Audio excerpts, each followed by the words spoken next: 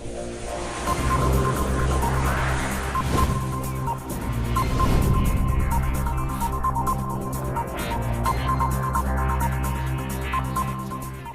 स्वागत है। यदि आप भी देश की सेवा करना चाहते हैं, आर्मी में जाना चाहते हैं, यदि खास तौर से यदि आप जीडी की भर्ती देखना चाहते हैं तो आपके पास क्या क्या होना चाहिए, ठीक, आपकी पढ़ाई कितनी होनी चाहिए, लंबाई कितनी होनी चाहिए, उम्र कितनी होनी चाहिए, मेडिकल आपका क्या फिट होना चाहिए, एनसीसी सर्टिफिकेट लिए हैं तो उससे आपको क्या फ़ायदा हो सकता है, या आपके पास कौन कौन से डॉक्यूमेंट होना चाहिए, ठीक।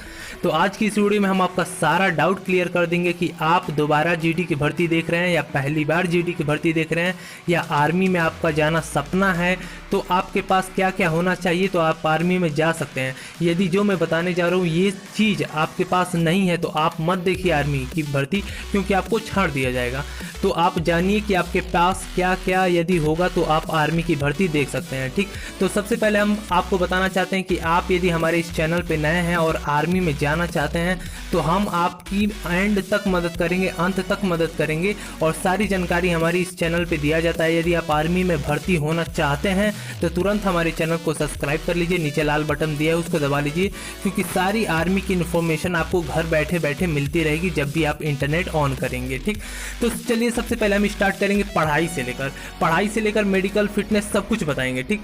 सबसे पहले बता दें जीडी, खास तौर से लड़के जीडी की भर्ती इसलिए देखते हैं कि जीडी में सबसे ज़्यादा लड़के पकड़ते हैं। यदि एक बैच में 30, 40, 50, 60, 70 लड़के जीडी की बैच में पकड़े जाते हैं, यानी इससे भी अधिक पकड़े जाते हैं, इसीलिए ज़्यादातर लड़के 10th पास करके जीडी की भर्ती देखते हैं, ठीक।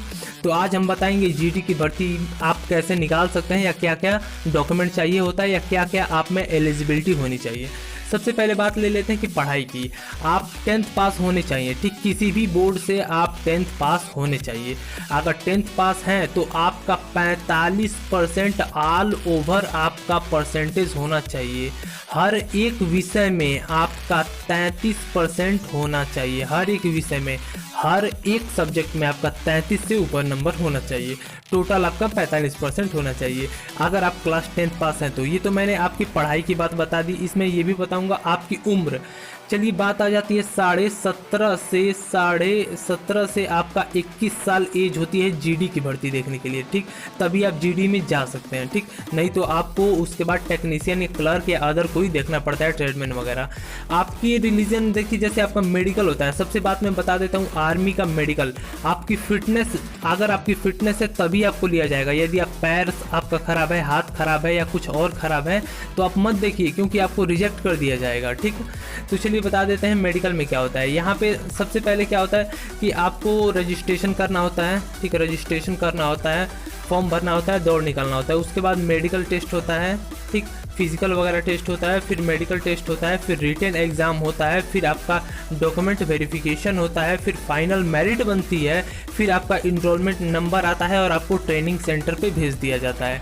यहाँ तक आपको किसी ने नहीं बताया होगा कि आर्मी में जाते कैसे हैं, पहला स्टेप कौन सा है, दूसरा स्टेप कौन सा है, तीसरा स्टेप कौन सा है।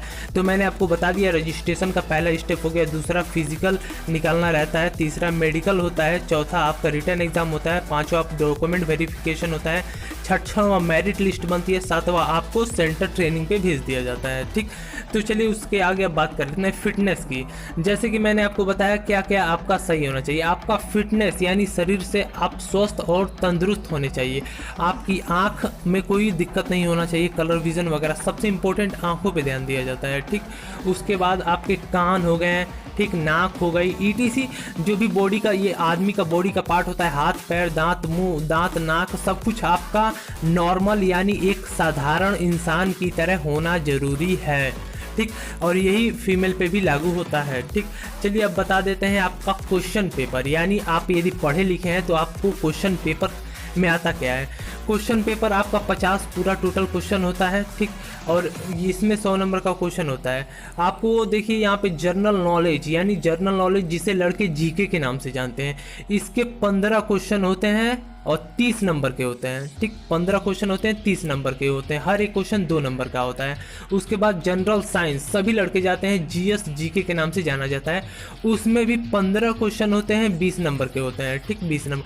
मैथमेटिक्स यानी हिंदी में इसे गणित कहते हैं, ठीक, और गणित का 15 क्वेश्चन होता है, ये भी 30 नंबर का होता है, ठीक। अब ये लॉजिक रीजनिंग यानी रीजनिंग का यानी तर्क शास्त्र का आप नाम हिंदी में सुने होंगे, उसे रीजनिंग कहते हैं। उसमें भी 5 क्वेश्चन आते हैं और 10 नंबर का होता है। टोटल 50 क्वेश्चन हो गए, हर एक क्वेश्चन 2 नंबर का होता है।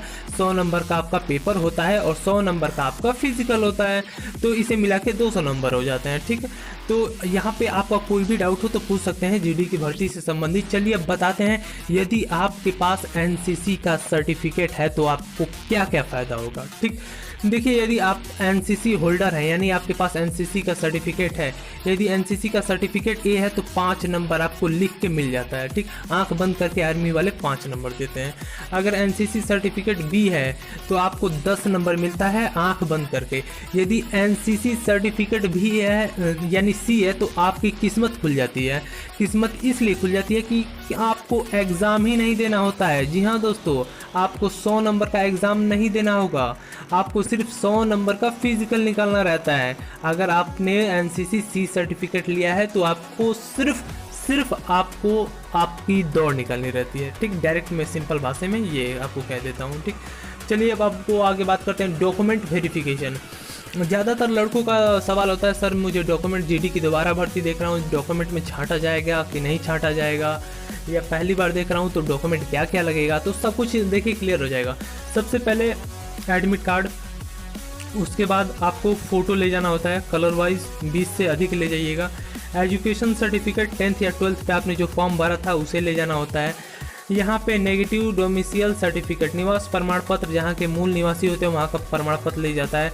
और ये आपकी जाति कास्ट सर्टिफिकेट लगता है। ठीक, ये तो हो गया, ये तो आप समझ गए, फ़ोटो भी खींच सकते हैं। अगला देखिए रिलीजियन सर्टिफिकेट, यानी आपका रिलीजियन सर्टिफिकेट, धर्म से संबंधित सर्टिफिकेट, या आपके घर में कोई आर्मी वगैरह में है तो उसका सर्टिफिकेट भी लगा सकते हैं, उससे फ़ायदा मिलता है। स्कूल का कैरेक्टर सर्टिफिकेट, यानी जिस स्कूल से आप पढ़े होते हैं वहाँ से कैरेक्टर सर्टिफिकेट, लिविंग सर्टिफिकेट मिलता है वो, तो ये कैरेक्टर सर्टिफिकेट हो गया। स्कूल को द्वारा या प्रधान के द्वारा भी लिखवाया जाता है, जो गांव का प्रधान होता है।